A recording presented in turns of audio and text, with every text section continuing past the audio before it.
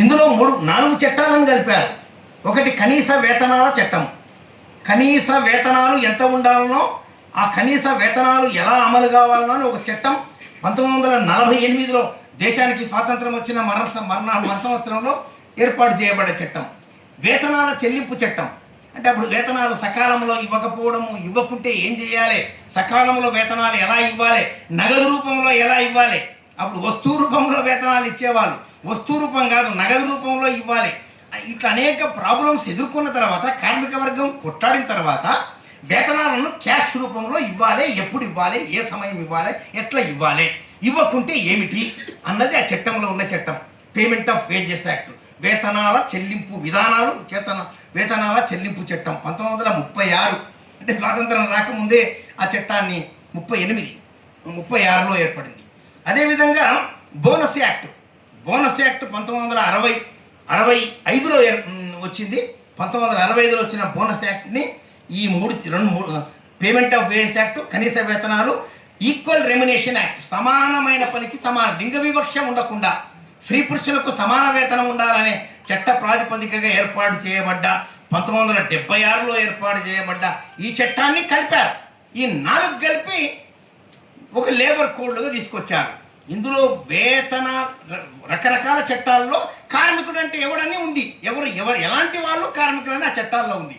ఇప్పుడు సార్ చెప్పిన దాంట్లో ఇంకా 18,000 వేతనము దాటిన వాళ్ళు కార్మికుల కింద పరిగణించకూడదా సమస్య ఎదురవుతుంది. ఇంకా సార్ దాన్ని మార్చాలి. ఎప్పుడు మారుస్తాడు? మార్చేదాకేం చేయాలి? ఇప్పుడు ప్రావిడెంట్ ఫండ్ 15,000, అంతకుముందు చట్టం వచ్చినాడు 6,500, అది 15,000. అంటే 15,000 దాటినవాడు పిఎఫ్ అనర్హుడు. ఈఎస్ఐ చట్టం, ఎంప్లాయిడ్ ఇన్సూరెన్స్ చట్టంలో 21,000 దాటితే ఈఎస్ఐ నాట్ ఎలిజిబుల్. మన హమాలి సివిల్ సప్లై హమాలి చర్చలకు పోతే సివిల్ సప్లై హమాలీలో పనిచేసే కార్మికుల వేతనాలు వాళ్ళకి కేటగిరీ ప్రకారం లెక్క చేస్తే 30,000 పడుతుంది వేతనము. ఈఎస్ఐ ఎట్లా అమలు చేయాలి? మేము అమలు చేయలేము. చట్టం ప్రకారం అమలు చేయడానికి మాకు రాదన్నది సెంట్రల్ స్టేట్ గవర్నమెంట్. ఈఎస్ఐ మేము అమలు చేయము. ఈఎస్ఐ అమలు చేయకపోతే ఆల్టర్నేటివ్ వీళ్ళకి ఏది హెల్త్ బెనిఫిట్ ఇస్తావో చెప్పమని అడిగాము. అది మీరు ఏదైనా ఇన్సూరెన్స్ ఉంటే చేయమంటాం, ఏదన్నా పోస్టల్ ఇన్సూరెన్సా, బ్యాంక్ ఇన్సూరెన్సా, డెత్, మెడికల్ ఏదైనా చేయమంటే చేస్తాం, కానీ ఈఎస్ఐ చేయడానికి అవకాశం లేదు.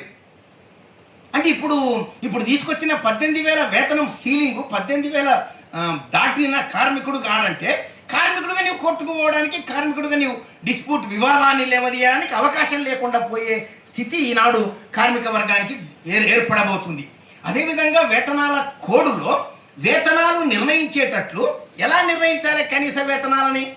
2,700 క్యాలరీల శక్తి కలిగిన ఆహారం తినడానికి ఒక మనిషి 2,700 క్యాలరీల ఆహారం తింటాడు.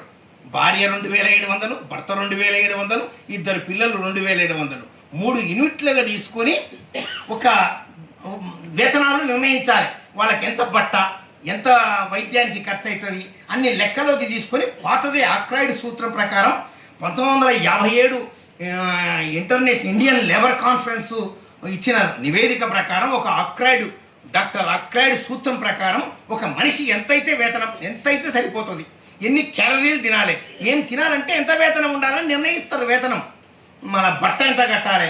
మన అంతకుముందు పాత దాంట్లో బట్ట 72 మీటర్లు ఉంటే ఇప్పుడు 66 మీటర్లేనట. అంటే కాలం మారింది, ఎక్కువ పెంచేది పోయి వాడు తగ్గించిండు. అసలు వృద్ధుల సంగతి లేదు, అప్పుడు పాతగా లేదు. ఏం సార్, పాతకు కూడా లేదు వృద్ధుల సంగతి. మినిమం వేజెస్ నిర్ణయించే దాంట్లో, షెడ్యూల్ నిర్ణయించే దాంట్లో ఆక్రాయిడ్ సూత్రంలో 3 యూనిట్లే తీసుకుంటున్నాడు. 2 పిల్లలు, భార్య, భర్త, ముగ్గురినే తీసుకొని ముగ్గురు 2,700, 2 పిల్లలకు కలిసి 2,700 క్యాలరీల ఆహారం. 3 ముసలి వాళ్ళు ఉంటే లెక్కలోకే లేదు. అదేవిధంగా 26 రోజులే లెక్కించారు. 30 రోజులు కదా. పోనీ కొత్తగంటే ఏమిటి?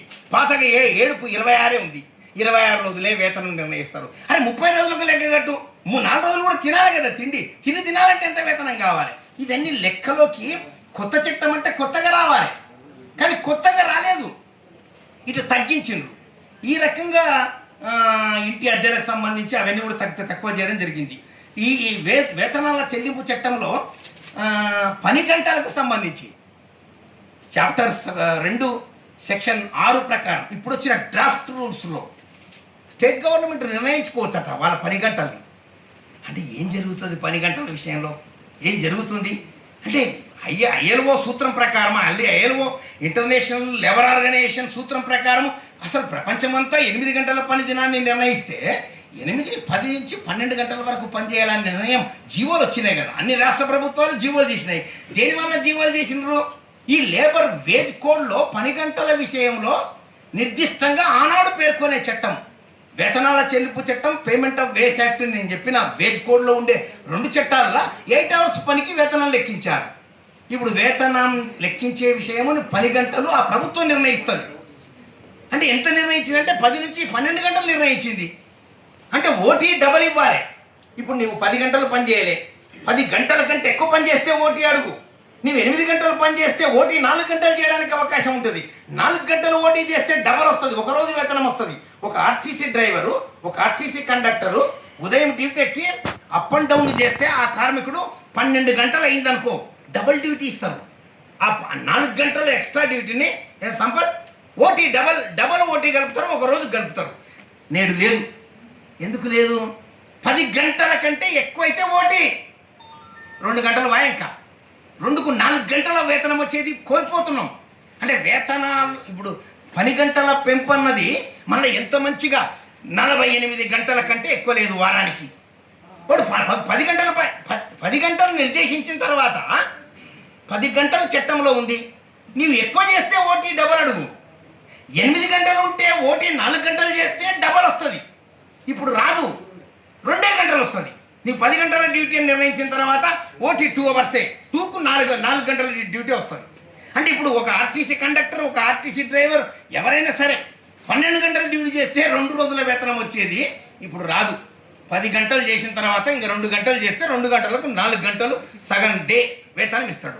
10 గంటల పెంపు అధికారం వేజ్ కోడ్లో ప్రభుత్వానికి అప్పచెప్పింది. వాళ్ళు 10 గంటలు పెంచేశారు. పెంచమని కోరుతున్నారు. 72 గంటలు పనిచేయాలని ఆయన ఇన్ఫోసిస్ ఆయన నారాయణమూర్తి మాట్లాడుతున్నాడు, ఎల్ఎన్టీ సుబ్రహ్మణ్యం మాట్లాడుతున్నాడు. ఇన్ఫోసిస్ నారాయణమూర్తి ఏం చేస్తారా? ఇండ్లక్కడ పోయి పిల్లల ముఖాలు చూసుకుంటూ కూర్చుంటారా? 12 గంటలు చేయండి, 72 గంటలు పని చేస్తున్నా అంటాడు ఇన్ఫోసిస్ నారాయణమూర్తి. అంటే 10 గంటలను పెంచడం కొరకు ఈ పెద్దలందరూ మాట్లాడుతున్నారు. ఆ రకంగా 10 గంటలు పెంచేశారు. ఇదివరకే పద్మ చెప్పినట్టు గతంలో వేతనాలు ప్రిన్సిపల్ ఎంప్లాయర్, ప్రధానమైన యజమాని ప్రభుత్వం ఉండాలి. అంటే ఒక ప్రభుత్వ రంగంలో రోడ్ బిల్డింగ్లో పనిచేస్తాం, గవర్నమెంట్ బిల్డింగ్స్లో పనిచేస్తాం. అక్కడ కాంట్రాక్టర్ ఉన్నా ప్రధాన యజమాని ప్రభుత్వమే. మున్సిపల్ డిపార్ట్మెంట్లో పనిచేస్తాం, అక్కడ కాంట్రాక్టర్ ఉన్నా ప్రభుత్వమే ప్రధాన యజమాని. ఒక కాంట్రాక్టర్ ఉన్నా అది ప్రభుత్వం ఇచ్చిన పనులకందరికీ ప్రభుత్వమే ప్రధాన యజమానిగా ఉండాలి. ఈసారి అవసరం లేదు, తప్పుకున్నది ప్రభుత్వం, తప్పుకోనికి అవకాశం తీసుకున్నది. అదేవిధంగా కరువు భత్యాన్ని, డిఏని, అంటే పెరిగిన ధరలకు అనుగుణంగా డిఏ పెరగాలన్నా, కరువు భత్యం పెరగాలన్నా, ధరల సూచికకు అనుకూలంగా పెరగాలంటే కూడా అక్కడ ఉండే రాష్ట్ర ప్రభుత్వాలు నిర్ణయించిన దాని మీద ఆధారపడి పెరిగేది. ఇప్పుడు పెరగదు. ఇప్పుడు అంతా ఇది మొత్తం అడ్వైజరీ బోర్డు అంతా కూడా సెంట్రల్ గవర్నమెంట్ ఆధ్వర్యంలో సూచనల ప్రకారం పెరగాలట. 4 లెవెల్ వేతనాన్ని నిర్ణయించారు. ఒక వేతనం సెంట్రల్ గవర్నమెంట్ నిర్ణయిస్తుందట. 2019లో నిర్ణయించిన వేతనము 178 రూపాయలు రోజు కూలి, నెలకు 4626 నిర్ణయించింది. అంటే చాప్టర్ 3లో సెక్షన్ 11లో వాళ్ళు ఏం వేజ్ కోడ్లో ఏం నిర్ణయించిందంటే ప్రభుత్వము నిర్ణయించిన వేతనం ఎంత ఉంది? 178 ఉంది. స్టేట్ గవర్నమెంట్ నిర్ణయించిన వేతనము 500 ఉంది, 600 ఉంది. అంటే ప్రభుత్వం నిర్ణయించిన వేతనం స్టేట్ గవర్నమెంట్ ఒకటి ఉంది, సెంట్రల్ గవర్నమెంట్ 78 నిర్ణయిస్తే సెంట్రల్ గవర్నమెంట్ వేతనం అన్నది ప్రమాదకరంగా మారే అవకాశం ఉంది ఈ వేజ్ కోడ్ వలన. ఇంకా బోనస్కు సంబంధించిన విషయంలో 30 బోనస్ అనేది కనీస వేతనం, కనీస బోనస్ 1 నెల జీతం 20% వరకు ఉండాలనేది నిర్దేశించింది. 44% కూడా ఇచ్చిండ్రు. 74-75లో హెచ్ఎంటీ కంపెనీ హైదరాబాద్లో 45% ఇచ్చింది బోనస్. మొన్న సింగరేణి వాళ్ళు సెంట్ కోసం బోనస్ ₹1,00,000 జీతం ఉంటే పర్మనెంట్ వర్కర్కి 1,00,000, కాంట్రాక్టర్ వర్కర్స్కి 5,500 మాత్రమే పెంచారు. వాళ్ళు 5,000 అడగంగా 5,000 కాంట్రాక్ట్ వర్కర్స్కి లాభాల్లో వాటా 5,000 ఉంటే 500 పెంచారు, 5,500.